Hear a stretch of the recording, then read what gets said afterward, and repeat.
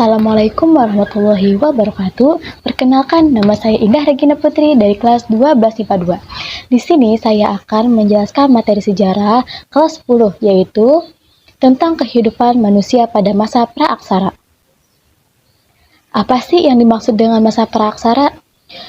Pengertian masa praaksara, jika kita lihat dari asal katanya, praaksara ini berarti dari dua kata, yaitu pra dan aksara.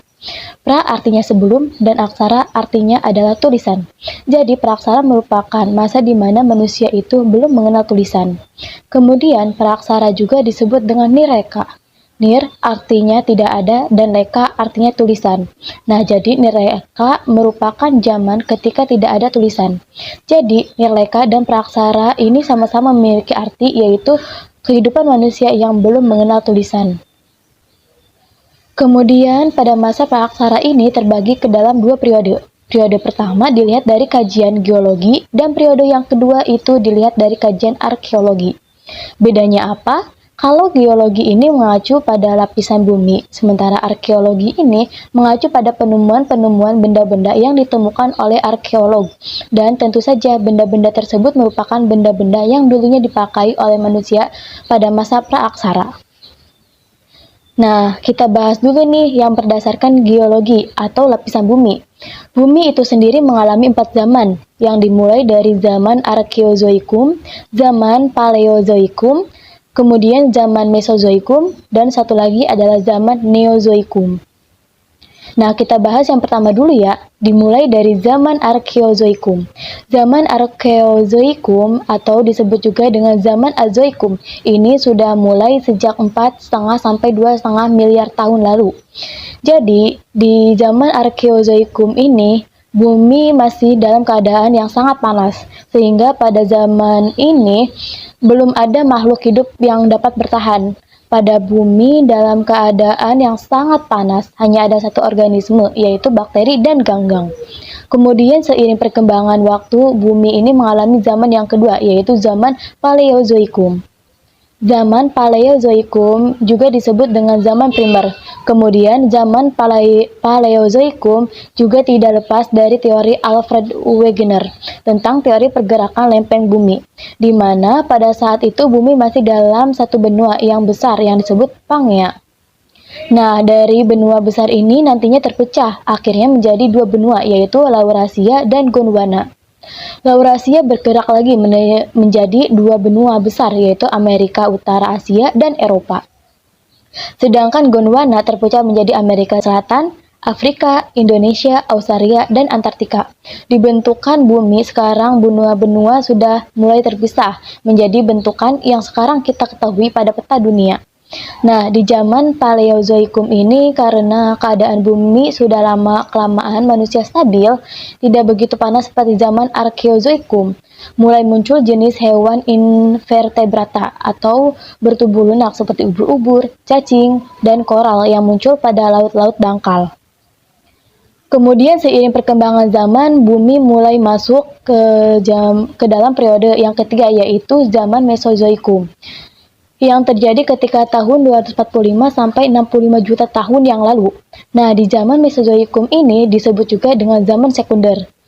Nah, di zaman sekunder ini mulai muncul jenis hewan-hewan yang berukuran besar seperti dinosaurus. Kemudian Mesozoikum dibagi lagi menjadi 3 periode, yaitu periode Trias, Jura, dan Kapur. Periode Trias ini periode di mana kondisi bumi itu menjadi kering dan tidak subur. Pada periode ini juga dinosaurus dan reptil laut berukuran besar itu muncul untuk pertama kalinya. Kemudian masuk ke dalam periode Jura. Dan periode ini dinosaurus itu sudah mulai berkembang menjadi penguasa daratan.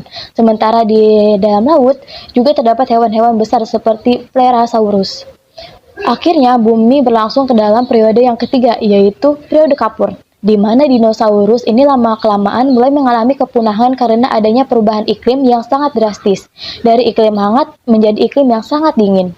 Hal inilah yang menyebabkan dinosaurus itu tidak dapat menyesuaikan diri dan akhirnya mengalami kepunahan. Sehingga masuklah bumi dalam periode yang ketiga, yaitu zaman Neozoikum atau Kenozoikum, yang berlangsung dari tahun 65 sampai dengan 1,8 juta tahun yang lalu. di mana kehidupan Neozoikum ini terbagi menjadi zaman tersier dan zaman kuarter. Zaman tersier ini mulai muncul primata dan burung-burung tidak bergigi berukuran besar seperti burung unta. Kemudian munculnya ikan dan tumbuhan secara silih berganti karena perubahan iklim global yang begitu ekstrim, dan dibedakan menjadi dua macam lagi nih, yaitu ada zaman Pleistosen dan Holosen. Nah, kalau Pleistosen ini merupakan kehidupan manusia pada saat belum mengenal tulisan atau manusia primitif. Sementara zaman Holosen ini berlangsung sampai dengan sekarang, yaitu zaman di mana manusia itu sudah berkembang menjadi manusia yang pintar dan kehidupan manusianya sudah menuju ke arah yang modern. Nah, sekarang kita lanjut pembahasan berdasarkan arkeologi. Berdasarkan arkeologi ini berarti berdasarkan penemuan-penemuan benda-benda yang ditemukan oleh para arkeolog. Dibagi lagi menjadi dua zaman, yaitu zaman batu dan zaman logam. Di zaman batu manusianya itu masih menggunakan peralatan yang terbuat dari batu. Zaman batu kemudian dibagi lagi menjadi zaman Paleolitikum, Mesolitikum, kemudian zaman Neolitikum, dan Megalitikum. Kita bahas satu persatu dimulai dari zaman Paleolitikum.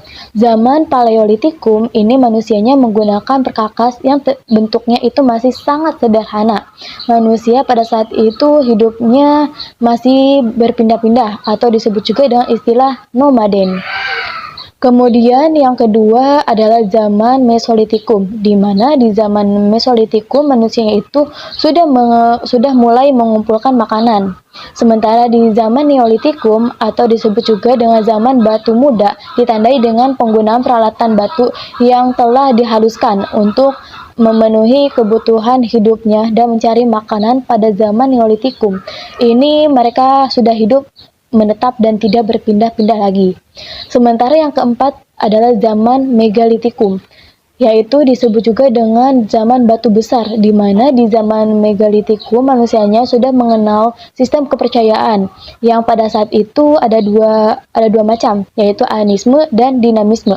Anisme artinya adalah percaya kepada roh-roh nenek moyang, sementara dinamisme yaitu suatu kepercayaan pada benda-benda tertentu yang diyakini memiliki kekuatan gaib yang nantinya akan melahirkan benda-benda peninggalan seperti dolmen, menhir, sarkofagus, dan kubur batu yang digunakan untuk memuja roh nenek moyang.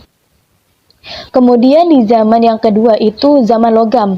Zaman logam disebut juga dengan zaman perundagian yang berlangsung ketika manusia praaksara itu mulai berkembang nih, udah mampu membuat peralatan logam, bukan lagi membuat perkakas dari batu. Karena dalam masyarakat terdapat golongan undagi yang terampil melakukan pekerjaan tangan.